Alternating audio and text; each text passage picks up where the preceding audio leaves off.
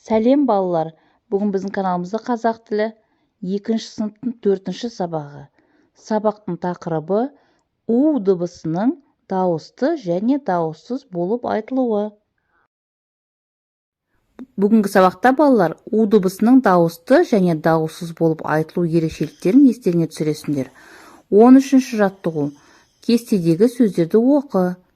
Кестеде бізге балалар дауысты уға бірнеше мысал берілген екен, және дауыссыз уға да бірнеше мысалдар келтірілген. Оқиық. Дауысты у. Сурет, елу, сусын, шуақ. Дауыссыз уға. Дәуіт, егеу, әуен, бауырмал, уық. Сөздердегі у дыбысының қандай жағдайда дауысты, қандай жағдайда дауыссыз болатыны туралы топта қорытынды жасап көр. Жасаған қорытынды төмендегі мәліметпен салыстыр. Дауыстыдан соң және сөз басында дауыстыдан бұрын келген у дыбысы дауыссыз болады.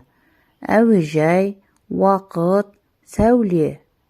Дауыссыздан соң және сөз басында дауыссыздан бұрын келген у дыбысы дауысты болады. Сусын, елу, улап, шулап. Келесі бізде балалар 14-ші жаттығу. Мәтінді түсініп оқы. Сәуле өздерің сияқты 2-ші сынып оқушысы. Ол сәнді киінгенді ұнатады. Әсіресе қуыршағына түрлі киім таңдап, әдемі киіндіргенді жақсы көреді. Бүгін қуыршағына қазақтың ұлттық киімін кигізбекші.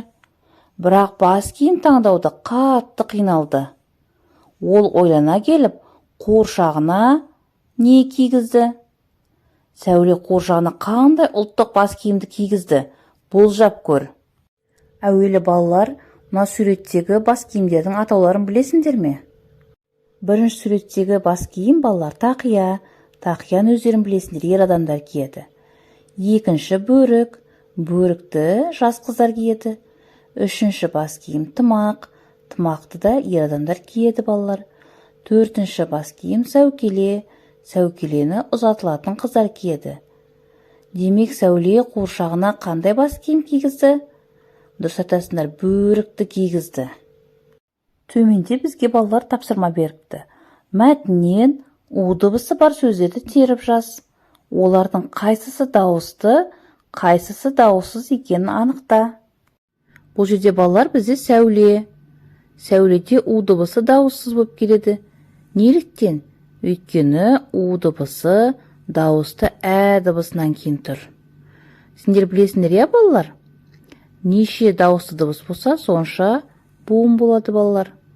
Оқушысы. Бұл жерде у дыбысы дауысты болады. Буынға бөліп оқитын болсақ, оқушысы.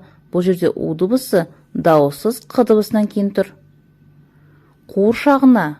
Бұл жерде де дауысты болып есептеледі, өйткені у дыбысы қ дауыссыз дыбысынан кейін тұр.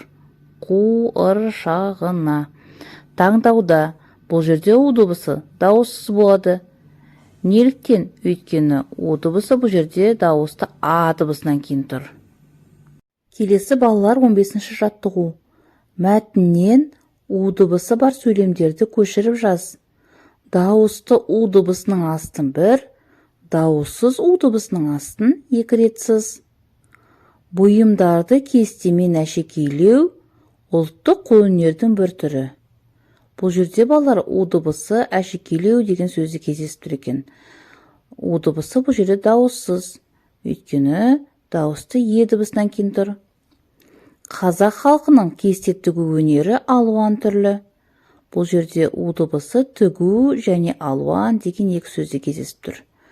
Бұл у дыбыстары дауысты дыбыс.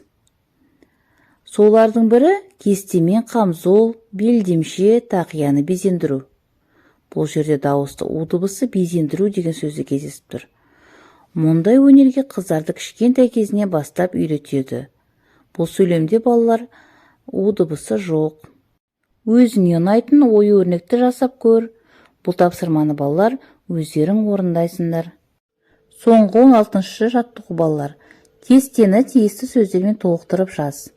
Дауысты уға шумақ, буын, бару, келу, ұшу, жату сөздері жатады. Дауыссыз уға тауық, сәуле, сәукеле, уайым, жәудір сөздерін жатқызуға болады. Осымен балалар сабақ аяқталды. Соңына дейін көргендеріңе рахмет. Сабағына лайк басып, тіркеліп алыңдар.